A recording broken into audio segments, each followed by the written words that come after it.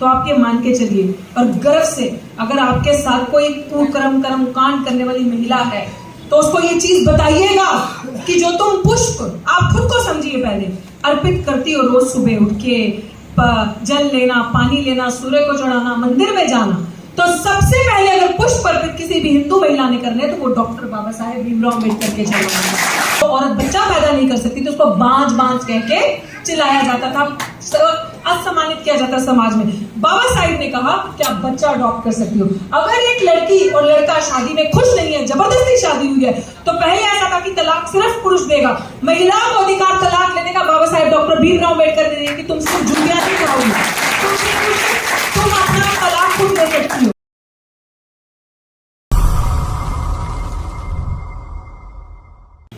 अगर हम कर्मकांड की तरफ बढ़ते जाएंगे तो हम तरक्की नहीं कर सकते, क्योंकि एक पुरुष तो पढ़ रहा है, ठीक है, थोड़ा सा ध्यान आज मेरा महिलाओं में रहेगा, बुरा नहीं मानिएगा।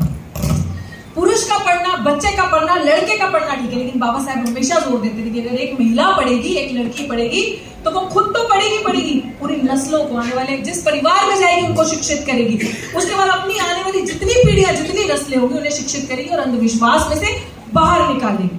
क्योंकि धर्म, आज आपने देखा, मैं हर जगह ये बात कहती हूँ, क्या एक महिला, अभी आपने देखा है कि मंदिर की कभी पुजारी को महिला देखा है? मैं हर बार ये बात बोलती हूँ, कभी देखा है? चर्च की पादरी को महिला देखा है बच्चों? मंदिर की पुजारी देखी है महिला? मस्जिद की मौलाना को कभी महिला देखा? नहीं देखा। राष्ट्रपति देखी, राज्यपाल देखी, कलेक्टर देखी, डीसी देखी, प्रेसिडेंट, प्राइम मिनिस्टर देखा, doctor, engineer, IAS officer, collector, सब देखा। तो जो चीज धर्म नहीं कर सकती वो चीज हमारे संविधान ने करी है। किसकी बरामद करी है? सिर्फ एक मसीहा जो जा चुकी है दुनिया से शारीरिक रूप में, बट वो आत्मा से, अपनी करनी से हमेशा, आत्मा तो चलो वो धार्मिक वाला मत लेना, करनी से हमेशा अमर है हमारे बीच में। उनकी लिखी हुई बातें, आज अगर हम विश्व गुरु की बात करते हैं, आज अगर हम आइडिया ऑफ इंडिया की बात करते हैं, देश को एक ऊपर के स्तर पे लेके जाना चाहते हैं, तो अगर आप डॉक्टर अम्बेडकर का नाम बीच में से काट देंगे या डॉक्टर अम्बेडकर का चैप्टर हटा देंगे तो आप कभी भी इंडिया को विश्व गुरु नहीं बना सकते। आइडिया ऑफ इंडिया कभी भी पूरा नहीं हो सकता अगर डॉक्टर अम्बेडकर का नाम खत्म कर दिया जाएगा। और वो अभी सिर्फ इस मंडल में, इस जगह पे अगर कुछ महिलाएं दलित समाज से हैं, पिछड़े समाज से, आदिवासी समाज से हैं, तो आप ये मान के चलिए और गर्व से, अगर आपके साथ कोई कुकर्म कर्म कांड करने वाली महिला है तो उसको ये चीज बताइएगा कि जो तुम पुष्प, आप खुद को समझिए, पहले अर्पित करती हो रोज सुबह उठ के, जल लेना, पानी लेना, सूर्य को चढ़ाना, मंदिर में जाना, तो सबसे पहले अगर पुष्प अर्पित किसी भी हिंदू महिला ने करने तो वो डॉक्टर बाबा साहेब भीमराव अम्बेडकर के चलाना। जिस हिंदू कोड बिल के विरोधी लोग खड़े हुए थे और हमारे डॉक्टर साहेब बाबा साहेब भीमराव अम्बेडकर ने उस चीज के लिए लड़ाई लड़ी, वो हिंदू कोड बिल क्या था? वो yes, very good, right to property, adopt a child, right to marriage. आप बच्चा, जिस औरत को, महिला को गर्भवती नहीं, बच्चा नहीं होता था, देखिए बात बिल्कुल स्पष्ट और सीधे तरीके से करनी चाहिए, कोई शर्माना नहीं है। जो औरत बच्चा पैदा नहीं कर सकती तो उसको बांझ बांझ कह के चिल्लाया जाता था, असम्मानित किया जाता समाज में।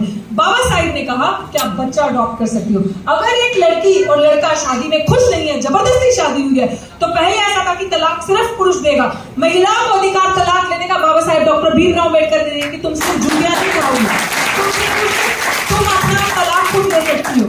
बाबा साहेब डॉक्टर भीमराव अम्बेडकर ने आपको इक्वल वेज का, इक्वल तनख्वाह का, कि अगर पुरुष 8 घंटे काम कर रहा है तो अगर महिला भी 8 घंटे काम कर रही है तो जितनी उसकी तनख्वाह है उतनी ही आपकी भी तनख्वाह होगी, आपको इक्वल राइट है। समानता का अधिकार बाबा साहेब भीमराव अम्बेडकर ने दिया।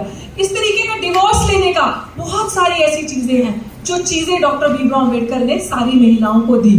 तो सोचिए, जो लोग रूढ़िवादी विचारधारा से, गृहस्थ मानसिकता के, पितृसत्ता से प्रताड़ित जिनकी मानसिकता थी, वो लोग इन सारी विचारधाराओं के अगेंस्ट थे और वो कहने लगे कि नहीं, हिंदू कोड बिल नहीं हो सकता। लेकिन बाबा साहेब भीमराव अम्बेडकर डट के खड़े रहे।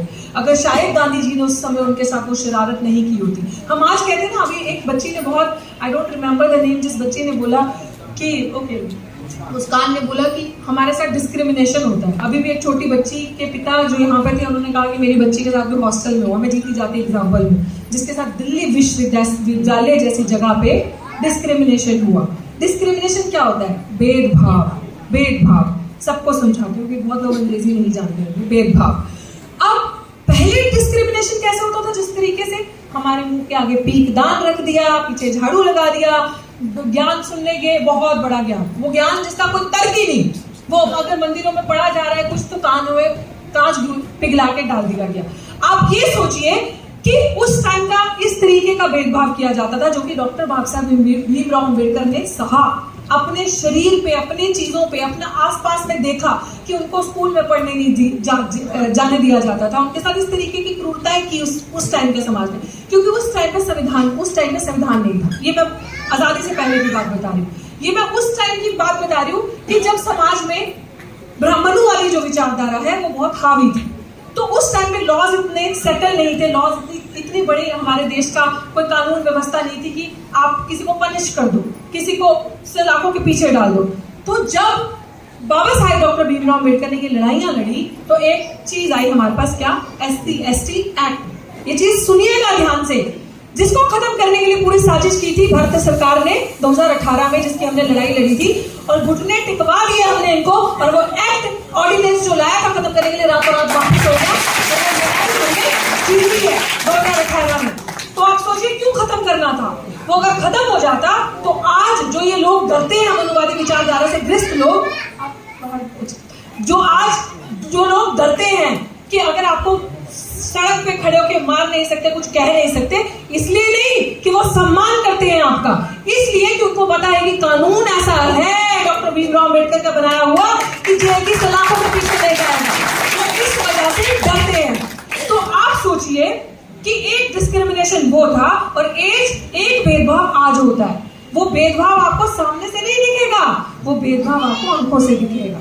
वो लोग आपको आंखों से मारेंगे, वो लोग सामने से नहीं करेंगे, वो हर एक रणनीति राजनीति इस तरीके से करेंगे कि अंदर से सब कुछ खत्म करेंगे, अंदर से आपको काटेंगे, सिस्टम में आपको नहीं आने दिया जाएगा। कैसे है? किसी के पास जवाब? भाषण नहीं, इंटरेक्टिव करो। किसी के पास जवाब है? कैसे करते हैं भेदभाव? कैसे करते हैं भेदभाव? ऐसे किया जाएगा कि आपके बच्चों के, आपकी नस्लों के, अगर आप बोलेंगे नहीं ना, आवाज नहीं उठाएंगे, तो शिक्षा के सारे स्कोप उच्च शिक्षा में जाने के बंद कर दिए जाएंगे। जिस तरीके से नई शिक्षा नीति लाई गई है, न्यू एजुकेशन पॉलिसी, जो दिल्ली विश्वविद्यालय में इंप्लीमेंट कर दी है, लिया आपका सलाह मशवरा है? आपके पास इतने पैसे? हम तो पढ़ लिए। हमारा जो दौर था, मैं कोई ज्यादा बुढ़ी नहीं हूँ, हमारा जो दौर अभी का था, हमने पढ़ लिया साल की 5,000-6,000 फीस देके। लेकिन आज के दौर में जो नई शिक्षा नीति है, डिग्री आपको वही मिलेगी जो हमारे पास है, लेकिन वही डिग्री आपको हर 3 महीने में, हर 6 महीने में 5-5-6 लाख रुपए देने पड़ेंगे। दे सकते हैं हम लोग? नहीं दे सकते हम लोग, क्योंकि हमारे पास अच्छा रोजगार ही नहीं रहा, हमारे पास अच्छे पैसे ही नहीं रहे। हमारे माँ बाप मजदूरी करते हैं, जो सुबह कुआं खोदते हैं, शाम को पानी पीते हैं, वो कहां से 3 महीने के लिए 3-3, 4-4 लाख रुपए लाएंगे? हमने सोचा? हमारे लोगों ने अपना जमीर बेच दिया। जो आज सत्ता में करती हूँ ना कड़वी बात, इसी चीज के लिए जानी जाती हूँ। सत्ता में जो आज हमारे 131 MLA MP बैठे हैं, आप होंगे उनके चाहने वाले, मैं नहीं हूँ। कोई पूछता है उनका कॉलर पकड़ के कि तुम्हारे बाप का दिया रिजर्वेशन था, जिसकी वजह से तुम आज वहां हमारे रिप्रेजेंटेटिव बन के बैठे हो, और हमारी चीजें खत्म की जा रही है, तुम सवाल नहीं उठाते। ये जिम्मेदारी किसकी है? ये लोकतंत्र है।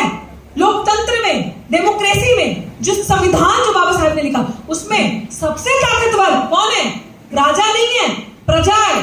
जिसने राजा को बनाया है, जिन्होंने, हमने वो जो 545 मुखौटे वहां पे बिठाए हैं सत्ता में। सरकार कितने लोग चलाते हैं? 45, 43, अभी I think present strength is 43। तो उनको किसने बिठाया है? किंग मेकर जो है ना, वो किंग से ज्यादा पावरफुल है। तो हम ताकतवर हैं, हमारी जिम्मेदारी है। यहाँ पे तानाशाही नहीं चलती, लोकशाही है, लोकतंत्र है हमारा देश, डेमोक्रेसी। तो उसमें हम सवाल पूछ सकते हैं कि अगर हमारी शिक्षा नीति आ गई, बताओ मजदूर का बच्चा, दलित का बच्चा, पिछड़े का बच्चा, आदिवासी का बच्चा कहां से देगा 3 लाख रुपए? कैसे पढ़ेगा? ये है डिस्क्रिमिनेशन असली। ये क्या किया जा रहा है? ताकि आपके बच्चे शिक्षित ना हो, क्योंकि शिक्षित होंगे तो सवाल करेंगे, तो पूछेंगे कि क्यों कहा हमारा ऐसा इतिहास, क्यों बाबा साहेब ने क्रांति तो देश आजाद होने से पहले ला दी, देश के बाद संविधान लिख दिया, लेकिन बाबा साहेब को आपने भारत रत्न कब दिया था? 1800 या 1990? 1990 में। तो तब क्यों नहीं दिया? हमारे इतिहास में जो किताबें लिखी गई तब बाबा साहेब का नाम इतनी देर के बाद क्यों आया इतिहास के अंदर? क्यों आपने उस इंसान को, जिसको फॉरेन ने, लंदन ने, कैलिफोर्निया जैसी यूनिवर्सिटीज ने उनको सम्मान दिया, वहां पे अम्बेडकर जयंती मनाई जाती, वो लोग रिकॉग्नाइज करते हैं डॉक्टर अम्बेडकर के कॉन्ट्रीब्यूशन, तो हमारे लोगों ने क्या किया? कभी पूछा हमने ये सवाल? कभी देखा ये चीजें? बस गुलामी करी।